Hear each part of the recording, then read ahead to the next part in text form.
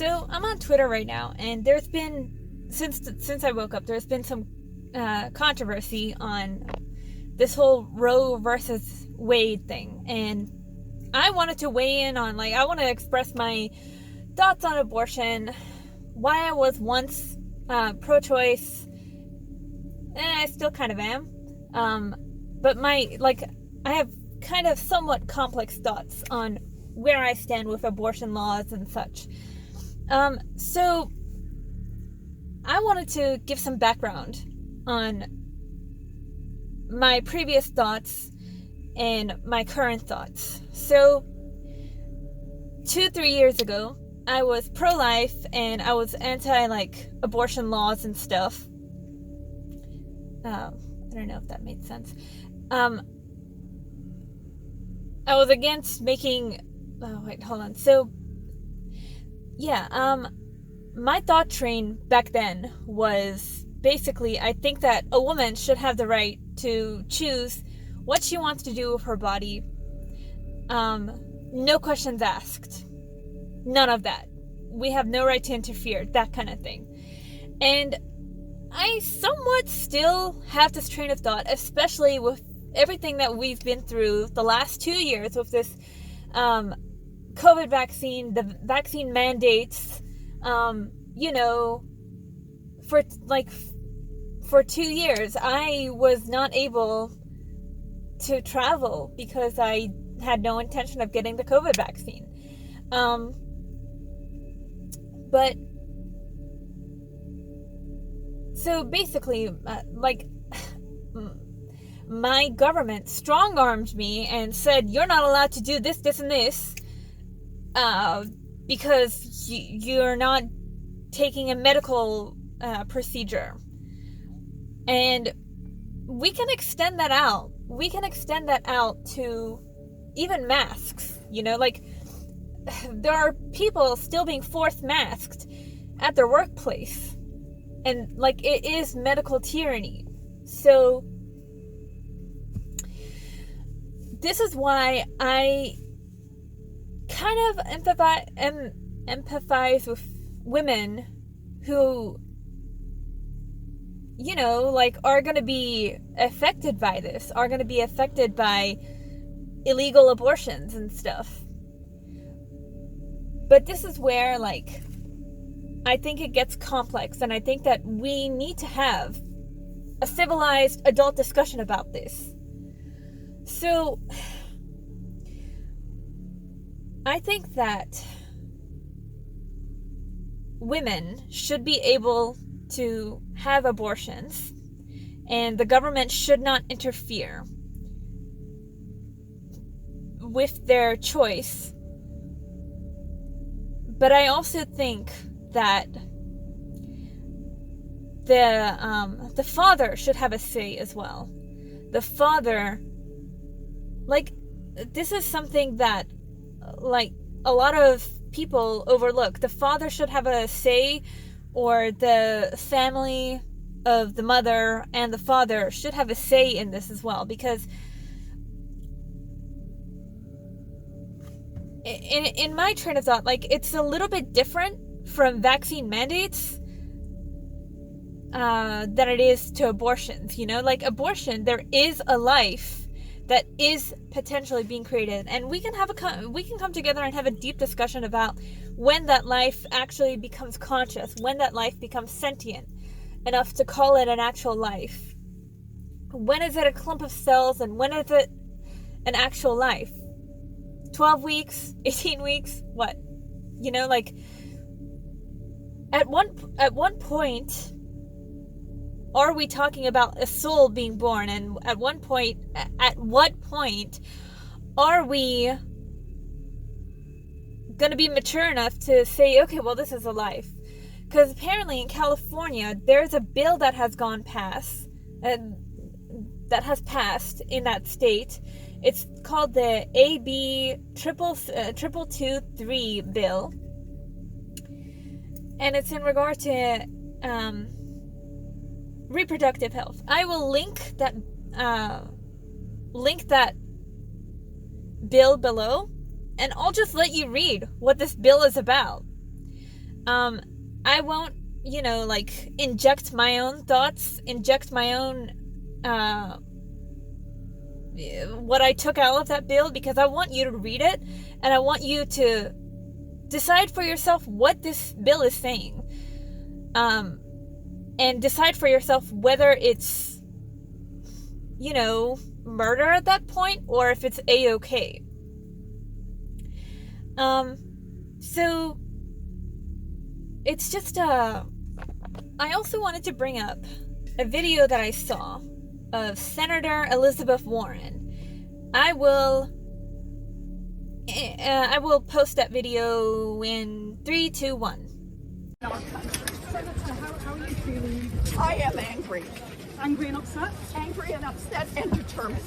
The United States Congress can keep Roe versus Wade the law of the land. They just need to do it. I've never seen you so angry. You seem to be... This is what the Republicans have been working toward this day for decades. They have been out there plotting, carefully cultivating these Supreme Court justices so they could have a majority on the bench who would accomplish something that the majority of Americans do not want. 69% of people across this country, red states and blue states, old people and young people, want Roe versus Wade to maintain as the law of the land. We need to do that.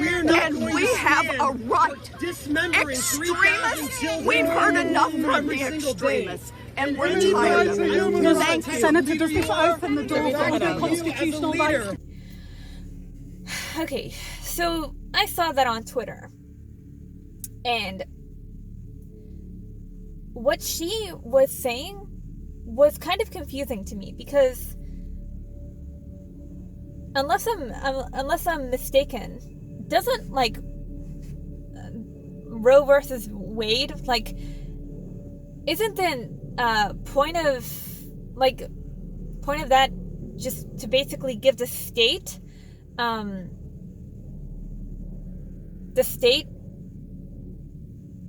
the people in a state, the power to decide whether they want abortions to be legalized or illegal? Isn't that what it is? Isn't that what happened? Correct me if I'm wrong, please. I will love to be corrected if I'm wrong, if I'm missing something, or if I, read some misinformation. As somebody who has lived in different countries before and has traveled to Asian countries, there's something that I wanted to, express and share with you guys. So in the Middle East, this morning, I actually asked my mom who isn't really religious at all, what she thinks of abortion. She thinks that abortion is terrible. And it's because she was raised in that culture. She was raised in the Middle East. And the Middle East is, it's a conservative country, it's a conservative Islamic theocracy. So she's pro-life, and she's anti-abortion. And I'm just going to read this out.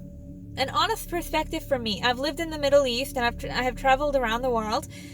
Something that I picked up on is how traditional these cultures remain, how young they get married and have children. I'm talking, when I was in Indonesia, there were 18-year-olds who were getting married and having children.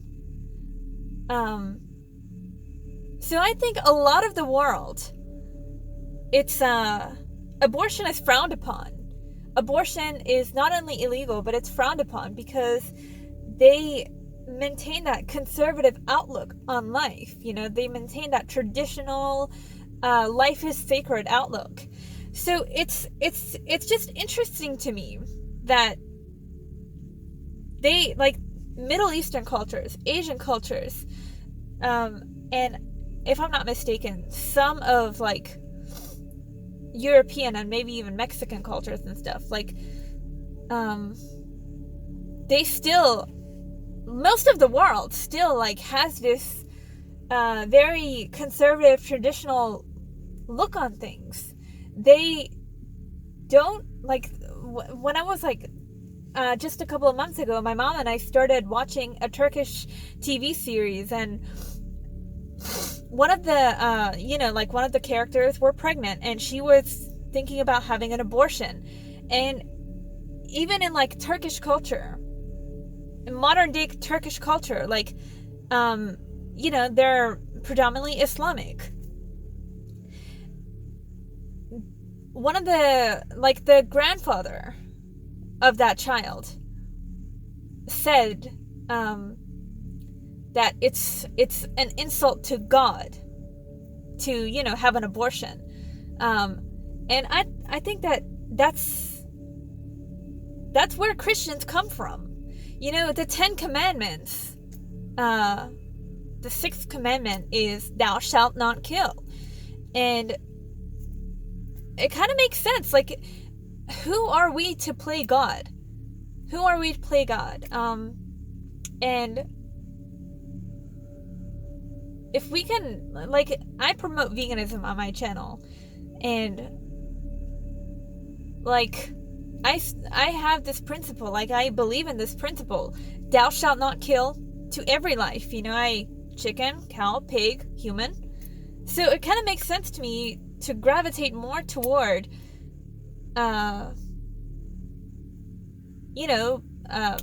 anti-abortion. But then, like, I don't think that the government should just make a blanket law based on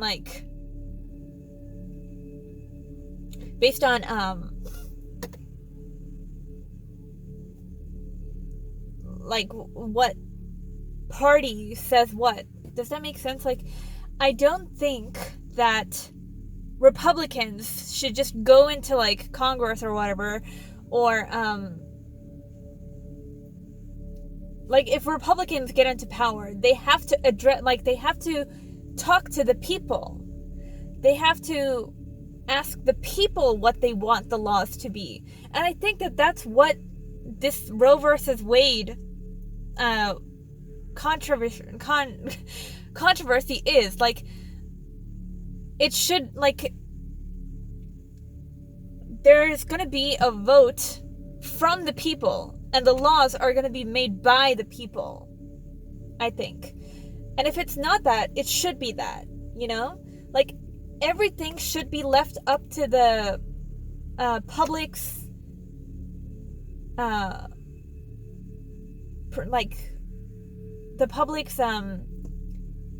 interest, and if abortion is not popular in a state, then I don't know, like, if it's truly the people that voted for it to be illegal to abort their baby, then either move to a state that, like, aligns with your view. Or, I know that this is gonna be a little bit offensive to some people, that some random woman that's watching, maybe you can just stop having sex irresponsibly. Like, you're an adult. This is my honest take. Like, I hate to get into my personal life, but it's gonna happen. Like, it's been over a year since I had sex, and the reason why I stopped doing that is because, well, first of all, I'm working my ass off to get to where I want to be in life, and second of all, it's not only stressful, like, on the emotional side, because, like, when I'm a feminine woman, like, I'm very feminine. Like, when I have a fling with someone, or when I get into a relationship with a guy, I want it to work, but sometimes it doesn't, and I can't deal with that heartbreak right now. So I can't deal with the emotional side to it, but there's also that little part of me that worries, like, what if I get a pregnancy that I don't want? That's what sex is. Like, people have forgotten what sex is for, you know? Like, it's not just for fun. Like, sometimes it is for fun, and you're entitled to that as long as, like, you're doing it responsibly. But, like, every other animal in the animal kingdom understands this, and no other animal, you know, kills their child in the womb. This is unique to humans, and we should have a discussion about, like, whether it's right or wrong to do that. And why is it that we're the only ones who do that? Why is it that the Western culture is the only culture that is pushing and pushing and pushing for abortion so much? Like, why can't we practice responsible sex? Why can't we recognize that sex is a sacred act? Why do we have to, like, you know, jump to this idea that, oh, I'm gonna have sex as much as I want and just not care about the consequences? So that's my thoughts. The takeaway is, I'm pro-life, but at the same time, I don't think that government should make some kind of a blanket one-fits-all approach to this. I think that if it's authentically a vote from the people, by the people, if it's a law that's made by the people, without it being rigged, without it being, you know, influenced, like, if people come together and just have these kind of talks and have this deep discussion about pro-life and pro-choice, and it's not government pushing people to do certain things that they don't want to do, to be in certain situations that they don't want to be, then that is the right approach. That's my take on it. Let me know what your guys' take is on it. And if you like this video, and subscribe, and have a lovely day or night. Bye, guys.